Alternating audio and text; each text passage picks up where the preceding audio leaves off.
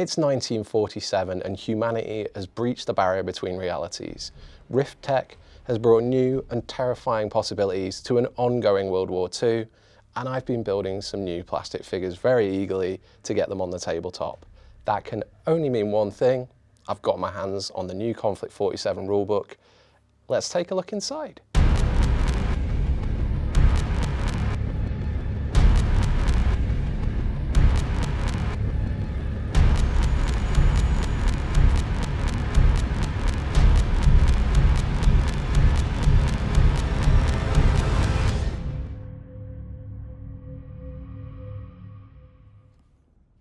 Well, that's not good news, is it? But what is good news is that the updated Konflikt 47 has arrived and the team at Warlord Games have made it their own.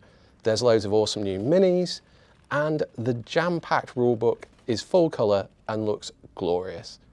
It was too early for me to get the full physical printed rulebook, but instead I've been looking through the very nice PDF that the folks at Warlord sent me. And at 200 pages, I guess getting a PDF's no bad thing because it saves the wear and tear on my poor wrists. Inside the book, there's background, rules, and loads of inspirational imagery, and it all seems to be doing its best to usurp GW's Warhammer worlds in the levels of grim dark that they achieve. This is no mere 40k imitator though. Konflikt 47's a different beast entirely, with its World War II meets weird science flavour.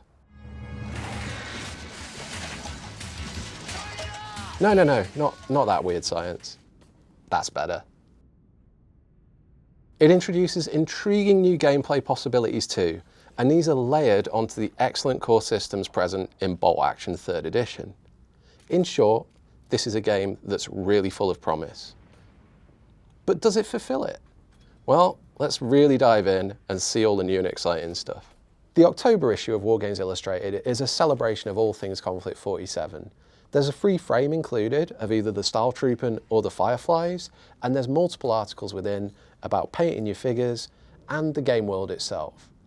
Beyond that, there's loads of extra articles on historical periods and fantasy stuff, so it's well worth getting. And if you want to see it first, make sure you sign up for Wargames Illustrated's members service, WI Prime, where you can access the vault and see over 450 issues of our magazine, along with each new issue before anyone else.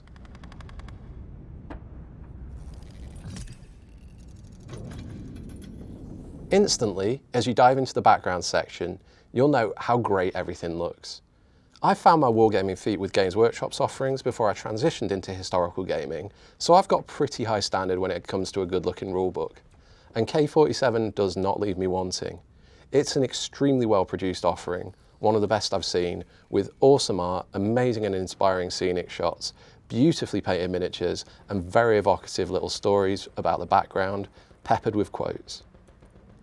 The first version of K47 had a lot of quirky and fun ideas, but they never quite felt fully realised. This edition, though, is the complete package, and it presents a world and an ongoing world war that feels properly fleshed out. Before the rules, which start on page 40, there's a splendid background section with lots of lore and beefed up info. If you're already a K47 fan, you're going to really enjoy this new era of riches. But if you're new to the game, it's going to be even better. It's a clear, concise, and visually arresting introduction. Key to this extended World War II is how the Rift, a powerful but dangerous rip in reality, has warped warfare and allowed different nations to harness new powers as the conflict continues into 1947. You get some flavour for the 5 major powers: the Axis, the United States, the British Commonwealth, the Soviet bloc, and the Empire of Japan. And each nation has a distinct look and style and harness the Rift in different ways. The background section ends with a visual timeline that immerses you in the history of the K47 world.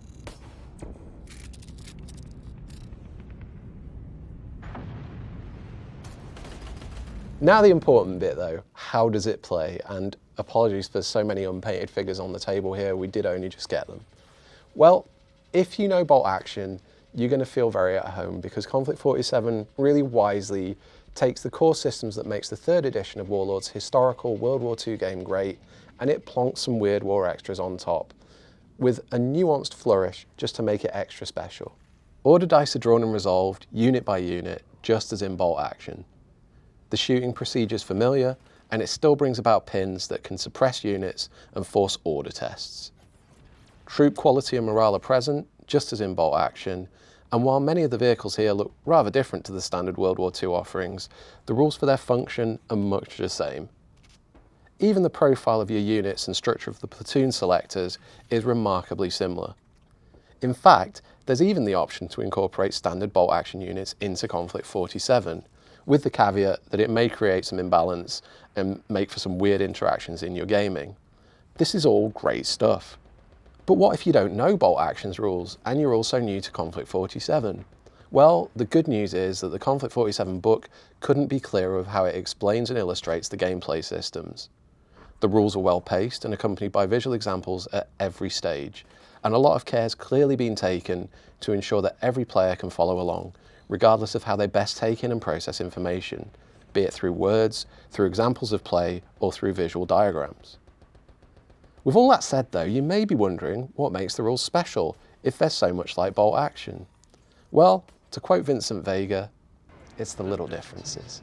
Whilst play felt instantly comfortable because I know the basics of Bolt Action, I was also instantly excited by the game flow of Konflikt 47. The fresh and improved aesthetic and the care present in the rulebook really made me eager to dig in further, and then I was rewarded by loads of extras that made it feel really special. There are new unit special rules that add nuance and utility, powered armour for protection, diverse story and battle scenarios to challenge you, and a whole lot more. It already makes for a different gaming experience to Bolt Action. Beyond those little differences though, there are two major additions, and these really up the K47 flavour. They add friction and they create loads and loads of new tactical possibilities and challenges.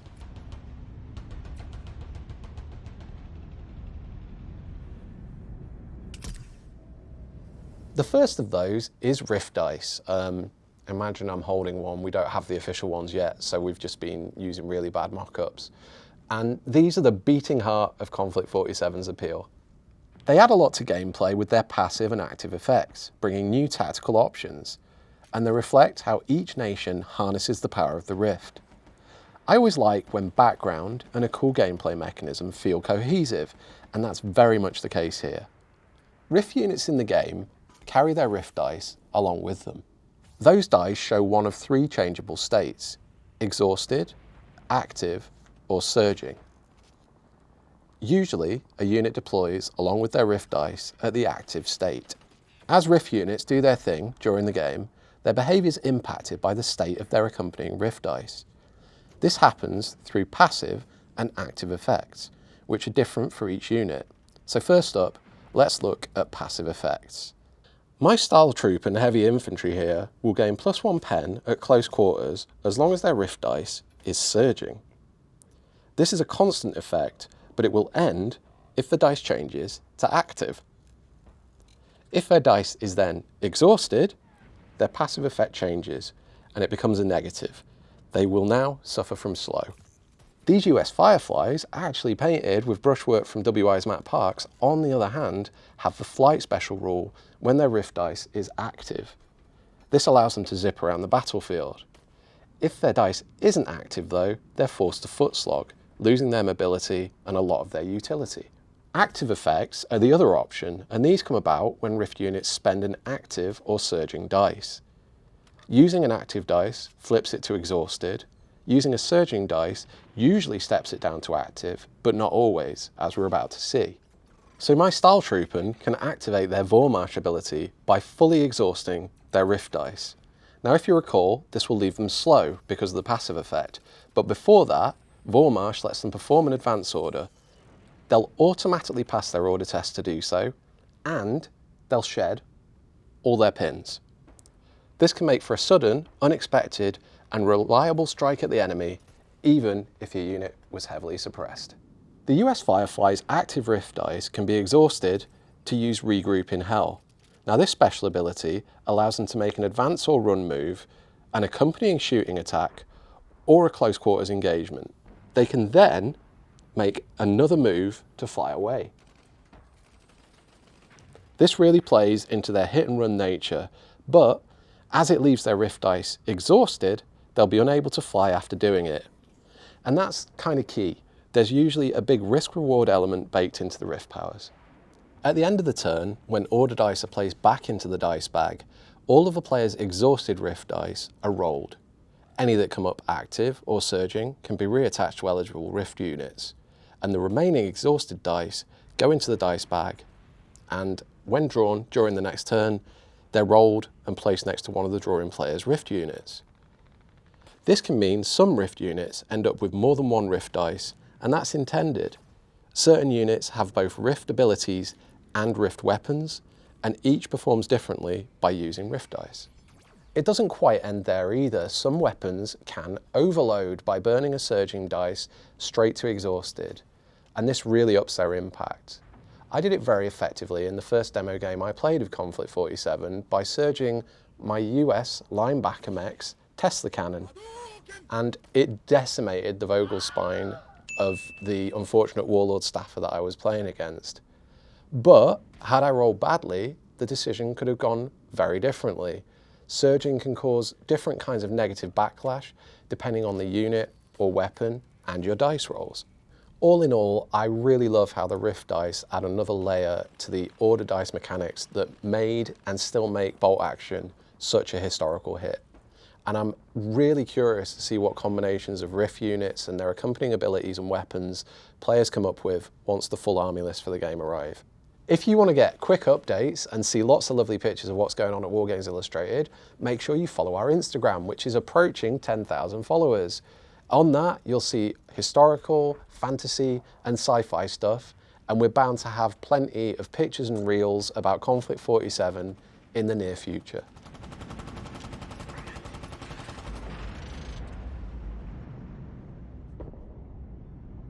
Heroes are K47's other notable feature. This is a game that puts named characters and the stories they can tell front and centre. And heroes run on 3 bespoke stats: Guts, Rift Mastery, and Luck. Guts brings 3 different ways for your hero's determination to impact play. It can modify a dice that they use, or one that's used against them, by +1 or -1 for each Guts spent. It also allows the hero to return the order dice of a unit they're within 6 inches of to the dice bag, meaning that unit will be able to reactivate, or, if they prefer, they can return their own order dice. Finally, they can cheat death. When they're due to be removed as a casualty, roll a d6 and add their remaining Guts points to the score. If the total's 7 or more, they remain in play and lose a point of Guts instead. Rift Mastery is essentially a personal store of Rift energy for the hero, and at the start of the game they get a Rift dice for each of their Rift Mastery points. During an order, the hero can give one of their Rift dice to a Rift unit within 6 inches, which will permanently increase that unit's own Rift dice. They can also use their Rift dice personally, and, in times of need, can combine 2 active Rift dice into 1 surging dice. But that's done at the sacrifice of one of their Rift Mastery points. Now that's a lot of tinkering and maybe a bit too much to fully understand just hearing it now, but trust me, once you get into the game, it will make for some really complex possibilities, and it makes the Rift mechanisms even more exciting. The final hero extra is Luck, and while you have luck points to expend, you can re-roll any dice in the game. Unlike in many game systems, even a re-roll can then be re-rolled again by expending another luck point, and these rolls don't have to be ones the hero has made. Finally, if a hero is going to be removed as a casualty, they can spend a luck point to stay in play. And combining this with the Guts mechanisms means that heroes can be very hard to take down, which feels pretty fitting because they're quite pivotal to a lot of your gameplay plans.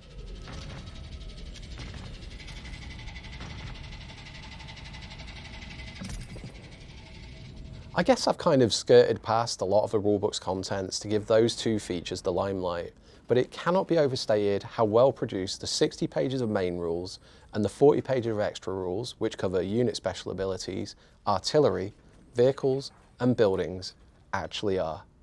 Beyond that, the book progresses into the different scenarios that are available, and that's another 20 pages.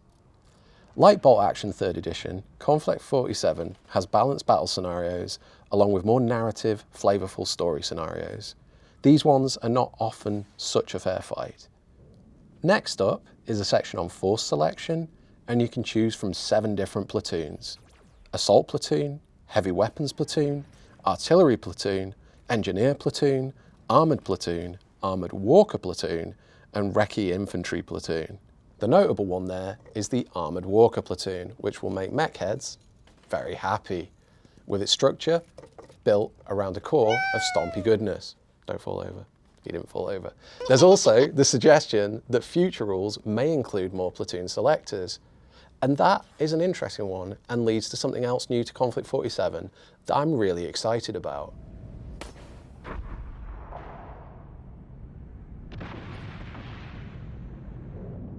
The force selectors are designed to pair with free online army lists, and these will be available from Konflikt47.com once the game fully launches. That's really generous, and it's great news for eager players, particularly existing ones with large armies who are raring to go. Bolt action still requires the purchase of an Armies of book for your chosen nation, and even a year on from 3rd edition's launch, there are various bolt action armies that are still waiting for their updated books. By putting things online, Konflikt 47 is removing that barrier to entry.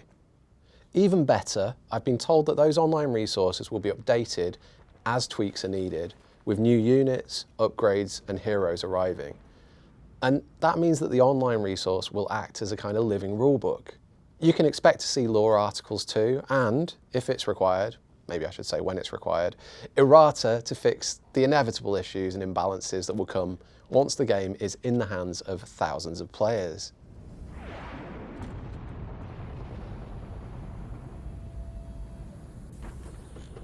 So, with nothing left in the book other than a roundup of weapon types, a handy rules summary, and, praise the Rift, a very comprehensive index, I should finish this lengthy dive into Konflikt 47 so that I can get out my airbrush and start painting this lovely linebacker. Yes, sir. We do all sorts of videos on our YouTube, deep dives like this, quick videos about hobby and new releases. So if you haven't subscribed, make sure you do. Ring the bell to make sure you get updates. And why not let us know what you think about this new Konflikt 47 rulebook in the comments. In case it wasn't clear, I'm quite a fan. I was intrigued by the original Konflikt 47, but it never really fully drew me in. It felt like there was potential, but that potential remained unfulfilled. Now though, the promise shines through in the new rules, which blend the crunchy systems I enjoy in bolt action with really cool extras that bring even more tactical depth and do so in a great thematic way. I love how the Rift dice enable you, at key moments in the battle, to risk a bold gambit. The reward can be great, but exhausting your dice can have really dire consequences too. Heroes bring so much utility, so much cinematic drama, and so much potential. It's also really nice that the models you're probably going to take the longest painting aren't going to be easily taken out by a single surge blast from a really powerful Rift weapon too. And just the whole look of the new Konflikt 47 is amazing. The figures are awesome, the art's inspiring, the rulebook looks great. I'm just really eager to dive in fully, and I imagine a lot of you are too. If Warlord do justice to their living rulebook idea and keep the list well updated, I think it's going to make for a very happy and involved player base. And that's going to encourage organised and competitive play, and maybe it'll change the way Warlord approach rules distribution for their other systems too, which could be really intriguing and really exciting. So yeah, Konflikt 47 is for me, but is it a game for you? Well, if you played, or you still play, the first edition of Konflikt 47, it's an easy decision. Get the game. It improves on and it matures pretty much everything, but it doesn't make your existing armies unusable. So your figures that you've got won't need to gather dust somewhere, you can get them going on the tabletop. If you love bolt action, I think you've got to give Konflikt 47 a go too, because the new systems here add a lot to what already makes bolt action such a compelling game. I think any keen wargamer will really enjoy playing about with them. If you're a historical purist, well, it's a tougher sell. But maybe you can adapt the Rift and Hero rules to better suit your traditional World War II wargaming. What if you've never played bolt action or the original Konflikt 47, but you're a fan of Weird War or sci-fi or big stompy mechs? Well, rest assured that the gameplay here is fun and it more than matches how amazing all the armies look. So, in short, this game's a good one. Also, having peeked at the unreleased figures for other nations, I can confirm that the quality really does continue across the range. There's a lot of good stuff to come, which should give the game lasting appeal. And I'm certainly going to struggle sticking to just one army.